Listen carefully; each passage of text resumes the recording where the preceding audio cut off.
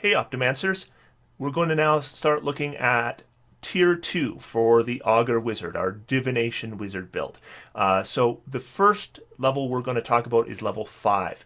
Level 5 of all the levels with this character might be the most disappointing because you can't cast third level spells even though you have those third level slots.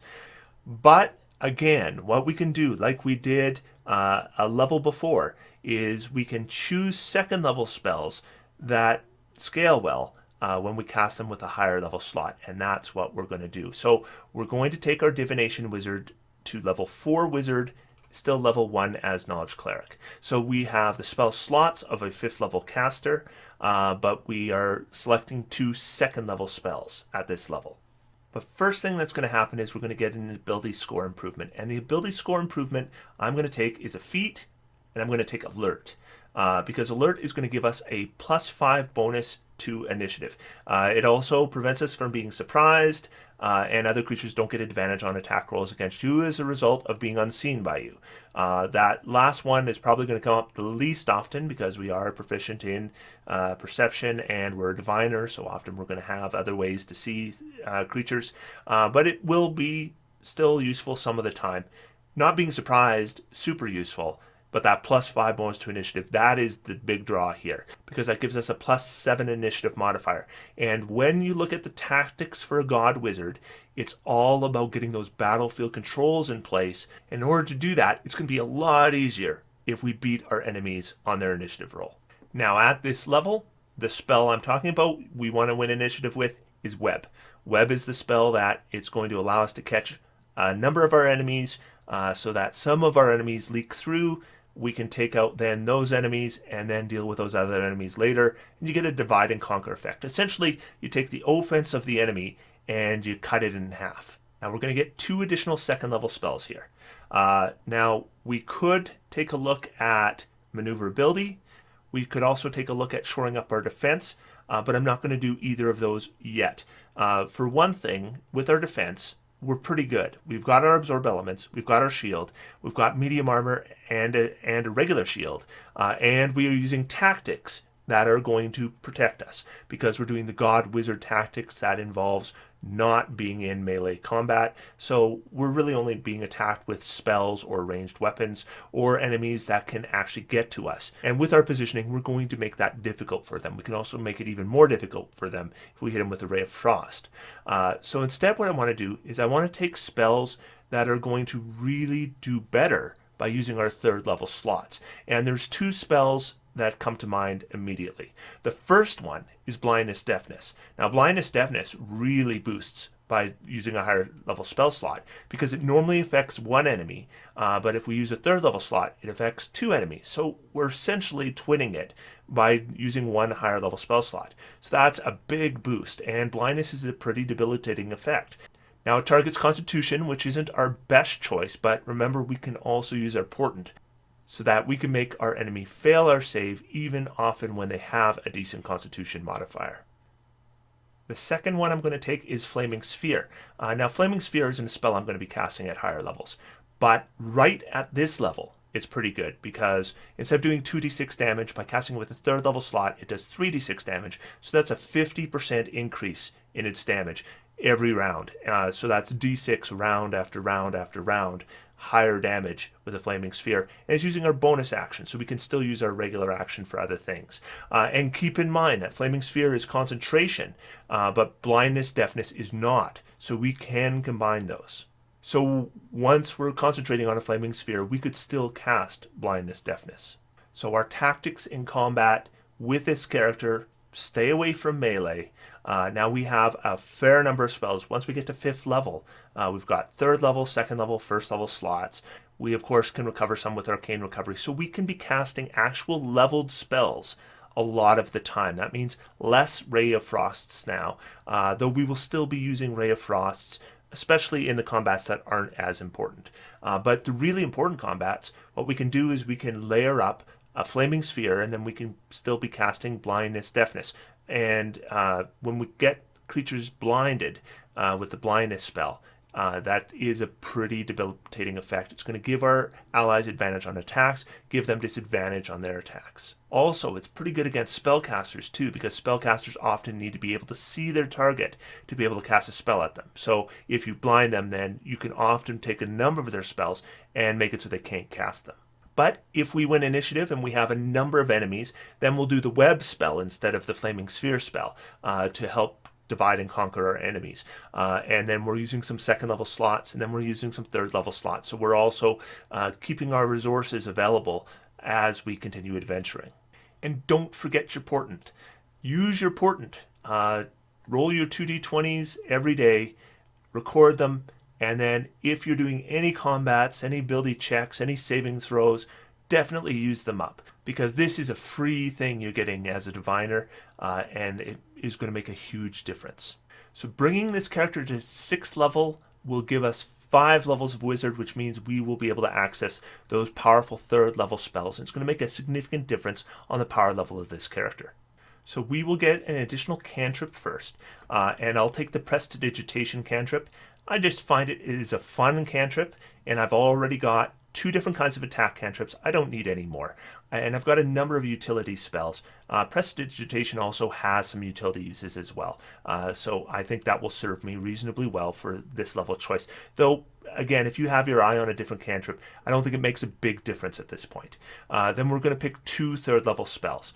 And the first spell I want to take for sure is Counterspell, because Counterspell, with a diviner, again, it gets a boost, right? Because we can use our portent to ensure a counterspell will work against a higher level spell. So if we use a counterspell and it turns out the spell we're trying to counterspell is a high level spell and suddenly we're making an ability check, we can often use our portent to guarantee success on that ability check. The other spell should be a control spell. So we're going to want to do something that's going to affect a number of enemies, and Hypnotic Pattern is probably the best choice. Fear is also a good choice too. So I'm going to take Fear with this one just because I don't want to take Hypnotic Pattern every time, and I don't think the difference is that big. Fear is still a pretty good spell. What it does, 30-foot cones, we can fit a fair number of enemies in there. They're going to make a wisdom saving throw, and if they fail, they're frightened. And that frightened condition, they don't get a saving throw every round to break that, just like they don't get a saving throw every round with a Hypnotic Pattern. That's why these 2 spells are so powerful. So what happens is that creature has to run away on its turn, and then until it is in a position that doesn't have line of sight, or the spell ends or concentration ends on the spell, they won't get any saving throw. So they've got to continue running away. And then once they get to a position where they can't see you anymore, then they get another saving throw. And if they fail that, they're still frightened for another round, and they get another saving throw at the end of the next turn, again, unless they've gone back into line of sight of you, in which case they don't get a saving throw. So Fear is really effective at dividing enemies, because you get half of them run away and half of them stay. You take care of the ones that stay, and then you can end the spell, and then you can take care of the remaining ones that have often fled in different directions anyway. Now, the one thing I don't like about Fear is the cone, because with a cone, of course, you have to get in closer than you would normally like. Now, with this character, we have shield, we have a good armor class, so it's not hugely dangerous for us to do so. But the other thing is positioning. Sometimes it's harder to position a cone. But if we win initiative, it's often easier to position it, and we do have alert, which means we're going to win more initiatives. So what I will say is, if you took Hypnotic Pattern instead of Fear here, you're going to be just as well served, maybe even a little bit better served. But I wanted to highlight the Fear spell because I do think it is a reasonable option instead of Hypnotic Pattern. And also, some creatures that maybe have immunity to the charmed condition, Fear can still affect them. So here's our prepared spells at this level. And there's a few tough decisions we have to make here. So I've got Absorb Elements prepared and Shield prepared. I'm just going to keep those prepared for the career of this character because they are defenses that come up even at high levels, and they're only using 1st level slots. And that's going to be a lower and lower resource cost for us, even though the defenses remain effective even at high levels. I am going to keep Featherfall prepared for now. That is one I could easily switch out because, again, it is very circumstantial. Then I've got Tasha's Hideous Laughter prepared, Remember that using portent we can often make an enemy fail their saving throw, and prone and incapacitated is still a good effect and is using a low resource cost for us. For second level spells, I've only got 2 prepared right now, Blindness, Deafness, and Web. So Web is not as good a battlefield control spell as Fear or Hypnotic Pattern if we had taken it.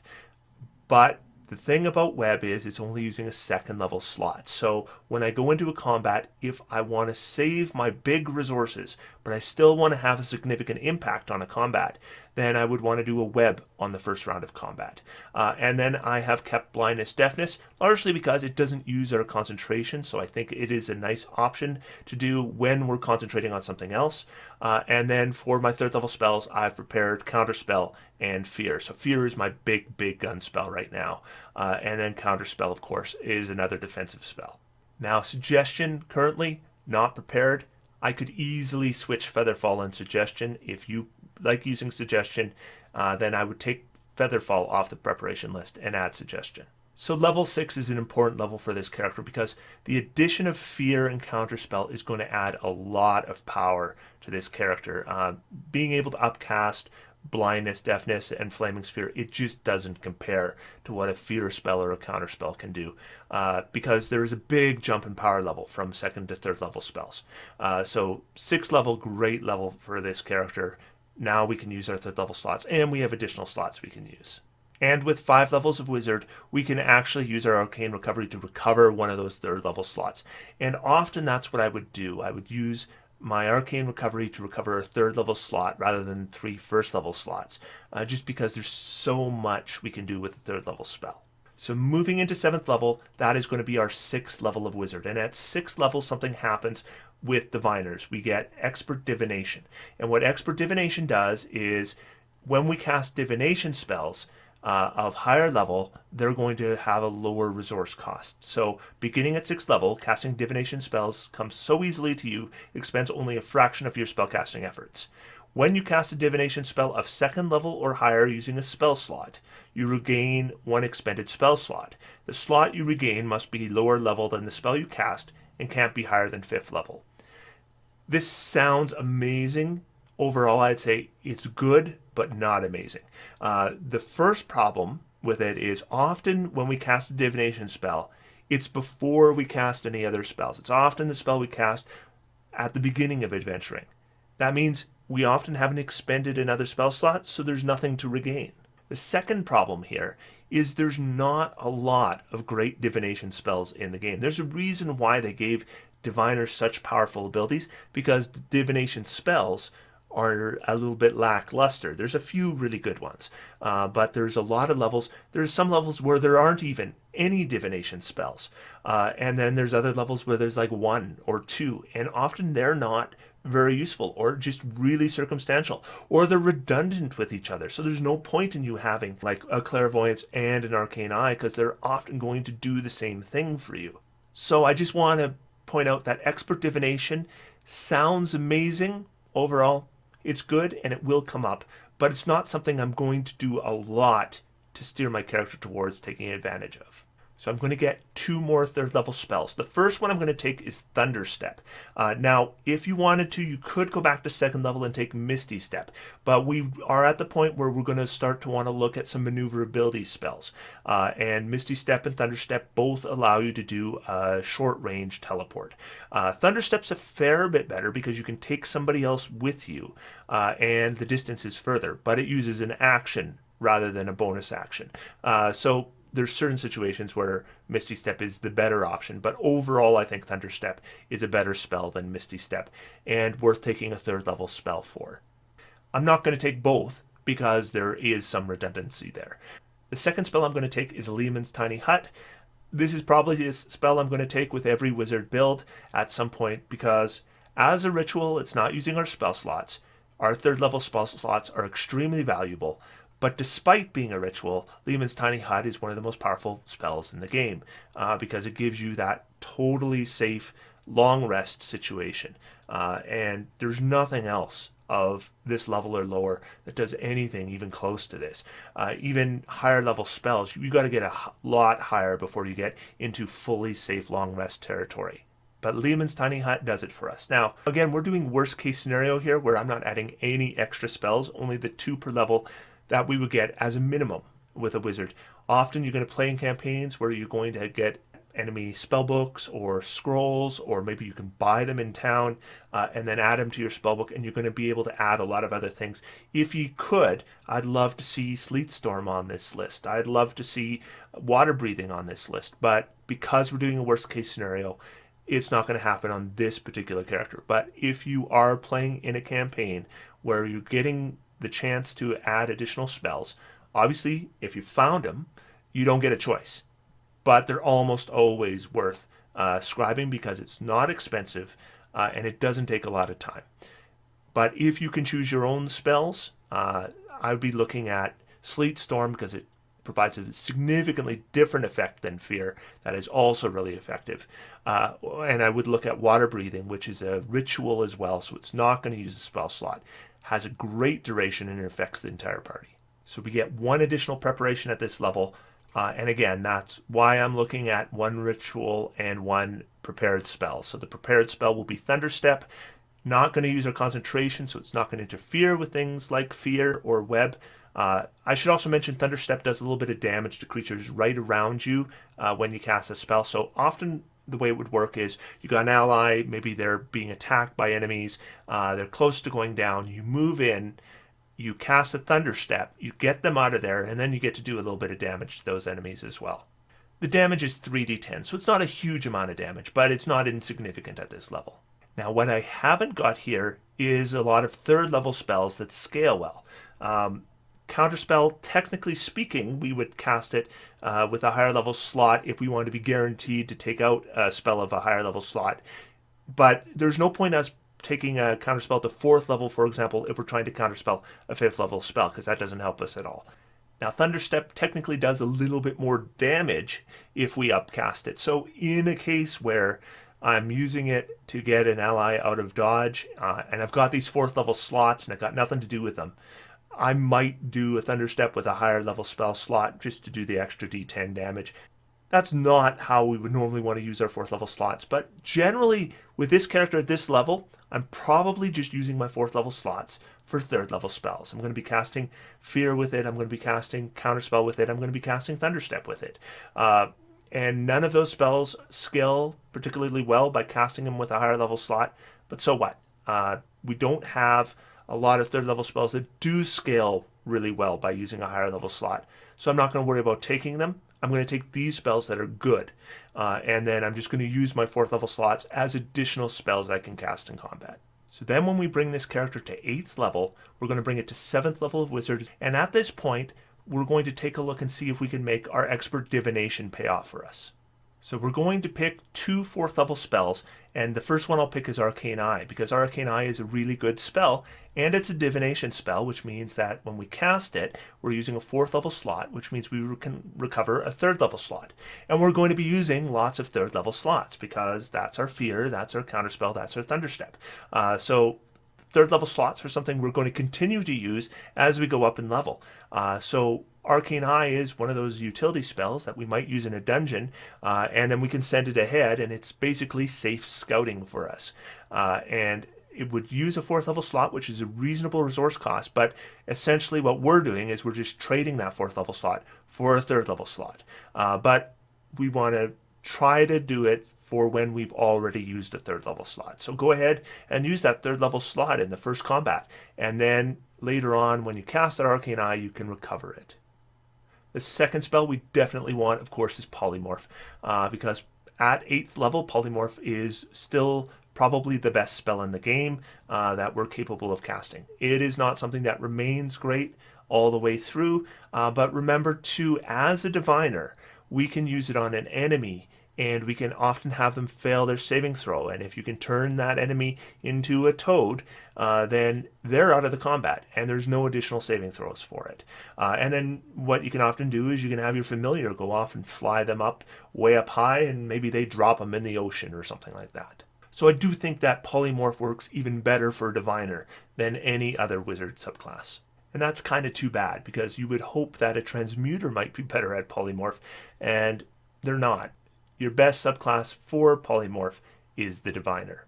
Now we're only getting one additional preparation. That means we are going to have to unprepare something so that we can prepare both our 4th level spells. And looking at my spells, I would probably unprepare a 1st level slot.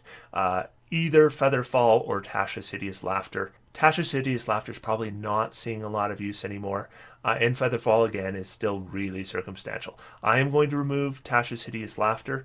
Again, I don't think it's going to be something I'm going to be using a lot anymore.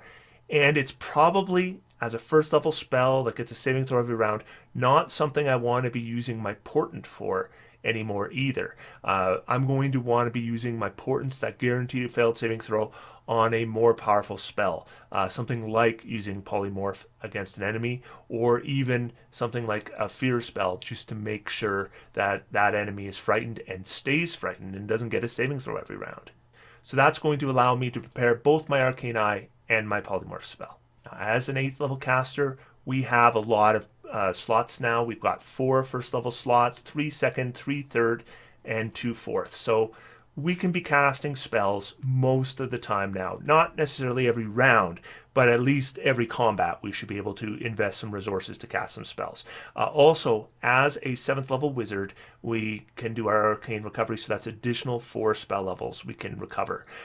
Plus, when we cast our Arcane Eye, we can get a 3rd level spell back. So there are a lot of resources available for this character at this level. So although you probably don't want to be using your 4th level spell slots in necessarily every fight, we do probably want to be using spells in every fight. At least a 2nd level spell, I would think. With our 1st level spells, we're probably saving them for emergencies.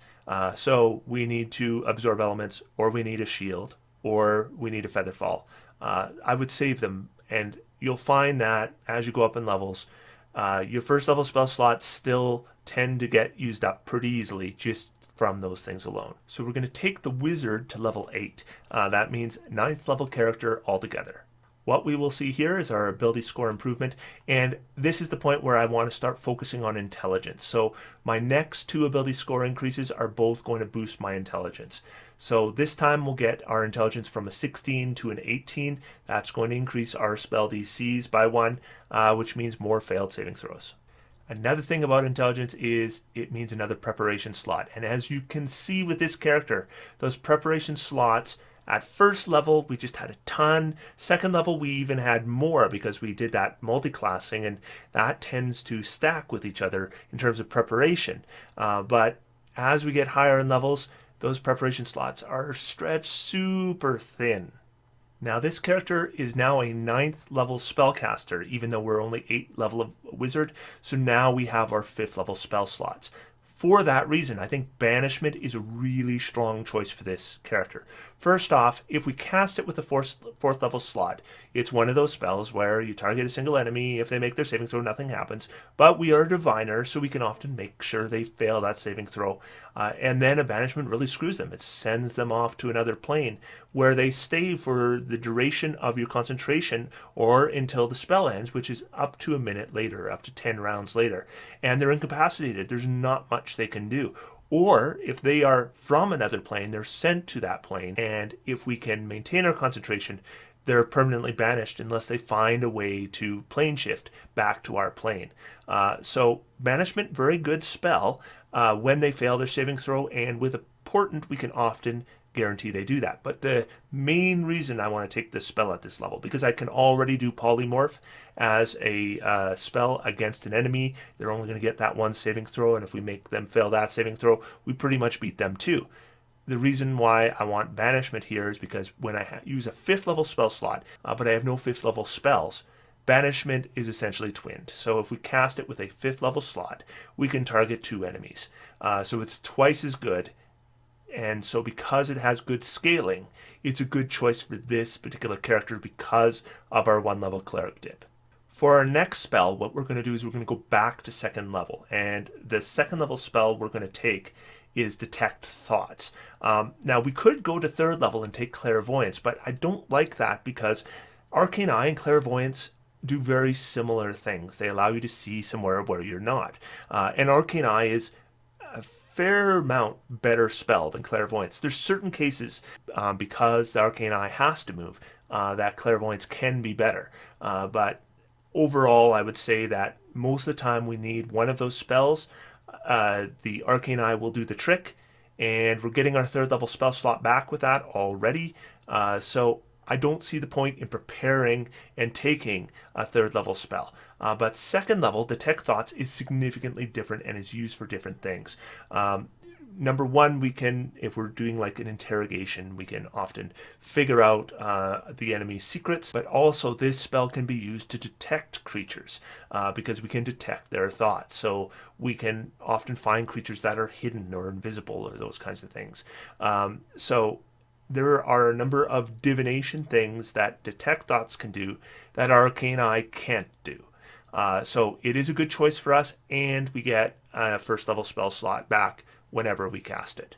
So when we go into our prepared slots, we're going to prepare Detect Thoughts, and we are going to go into our fourth level spells and prepare our banishment spell. So now with this character as the Augur, we really kind of fulfilled that theme already at level 1 because we got a bunch of skills, a bunch of languages, we got expertise in 2 skills that are related to that theme. And then at second level, when we got Wizard, we got a bunch of rituals like Comprehend Languages and Detect Magic that improve that even more. But now in terms of actual divination spells, we're building up a bit of a repertoire as well. Arcane Eye is a really good spell for Sensor that allows us to see other locations. Detect Thoughts is a really good divination spell for learning secrets or detecting enemies that we otherwise wouldn't be able to detect. So we're being able to do a number of different things now with spells that fulfill our theme as well as the God Wizard role that we're doing in combat. So as mentioned, when we're using our 5th level slot, it's generally going to be for a banishment with this level, and we'll use our 4th level slots for Arcane Eyes or Polymorphs. But our next level will allow us now to have some 5th level spells we can use with those 5th level slots. So we're going to take our wizard to level 9. This takes our character to level 10, and we are level 10 as a spellcaster. We are going to get 2 5th level spells, but we're only getting 1 preparation. So unless we're taking something away, it's a good time to look at a ritual. And the first thing I'm going to take is Rary's Telepathic Bond. Number 1, it's a divination spell. But it is a ritual spell, so we're not going to be using our spell slots. We're not going to be benefiting from expert divination, but it's still a good spell to take. It fits our theme, and it's a ritual, and it gives the party telepathy, which is useful. But the other spell I'm going to take at this level, Wall of Force, this shouldn't be a surprise. Wall of Force wins a fight, doesn't get a saving throw. You have to use the resource of a 5th level slot. Well worth doing. So you have your big enemy, encase them in a wall of force, you take care of all their minions, you get everyone in position, you get all your buffs up, you lower the wall of force, you finish it off. So it doesn't just kill your enemy. What you're doing is you're creating a tactical advantage for your side that guarantees you a win, and that is exactly what God Wizards are supposed to do. God Wizards are really kind of winning the fight even though they're not killing the enemy. That is the whole point of that style of wizard. Wall of Force is the ultimate spell for that effect up to this level. So what we end up with is we can use Wall of Force to get that tactical advantage to often win a fight without a saving throw. But we have Portent that can often guarantee a failed saving throw, and then we can often just win fights then through a banishment or a polymorph. And then if we want to hit massive quantities of enemies at the beginning of a combat, we have our Fear spell or our Web spell that create good battlefield control or debuffs. And then we have our defenses up with good armor class and shield spells and absorb element spells. So our mix of spells is pretty good, but very much centered on the idea of being a god wizard. We are going to control the battlefield, we're going to control the enemies, let our allies finish them off. This kind of character tends to work best when we are working with other players that are playing characters that are reasonably good at doing damage. This character is not good at doing damage. We've got Flaming Sphere, we've got an attack cantrip, we've got a couple attack cantrips, but none of them are going to do a lot of damage. We're really relying on our enemies to be killed by our allies. And our job is to make sure our allies win. So that is this character up to level 10. That is tier 2. So on the next video, we will talk about high levels for this character. So levels 11 right through 20. So I will see you soon.